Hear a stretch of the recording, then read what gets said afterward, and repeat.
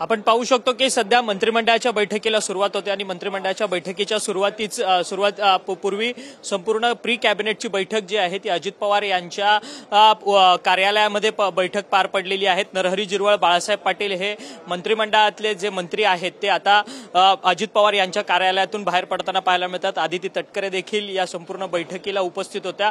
अजित पवार यांच्या उपस्थितीत राष्ट्रवादी काँग्रेस पक्षाच्या जेवढ्या काही मंत्री आहेत त्या मंत्र्यांची एक प्री कॅबिनेट बैठक जी आहे ती अजित पवार यांच्या कार्यालयामध्ये झाली। आपल्यासोबत धनंजय मुंडे आहेत। मुंडे साहेब, तुम्ही राजीनामा दिल्याची चर्चा आहे, मग प्री कॅबिनेटला कशाला आलोस? परंतु सातत्याने तुमच्या राजीनाम्याची मागणी सुरेश धस आणि इतर मंडळी करतात सर। सुरेश धस तुमच्यावरती सातत्याने टोकाचा आरोप करतात।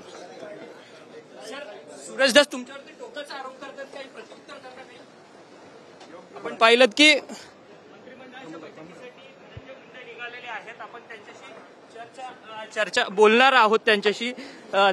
मुंडे सर, तुम्ही बोलत नाही यात कुठेतरी संदिग्ध निर्माण होते। आता कॅबिनेटला जात आहे का म्हणतात जातं कॅबिनेट? सुरेश धस सातत्याने तुमच्यावरती आरोप करतात सर, त्यांना प्रत्युत्तर मिळणार का? काही उत्तर होणार आहे का त्यांच्यावर योग्य वेळेला? आपण पाहिलं की धनंजय मुंडे जे आहेत ते आता मंत्रिमंडळाच्या बैठकीकरता मंत्रालयाच्या 7व्या मजल्यावरती पोहोचलेले आहेत। त्यांनी स्वतःहूनच सांगितलं की मंत्रिपदाचा कोणताही राजीनामा दिलेला नाही। थोड्या वेळापूर्वी अजित पवारांच्या दालनात कॅबिनेटची प्री बैठक पार पडली पक्षाची। त्यामध्ये सर्वच राष्ट्रवादीचे जेवढे मंत्री आहेत ते उपस्थित होते आणि आता मंत्रिमंडळाच्या बैठकीला सुरुवात होणार आहे थोड्याच वेळात। आणि धनंजय मुंडे आणि इतर राष्ट्रवादीचे मंत्री जे आहेत ते या ठिकाणी मंत्रिमंडळाच्या बैठकीला पोहोचलेले असल्याचं आपल्याला पाहायला मिळतंय।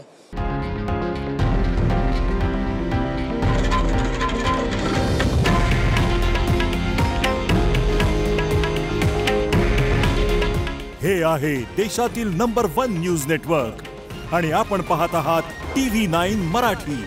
काळजी तुमची, हित महाराष्ट्राचं।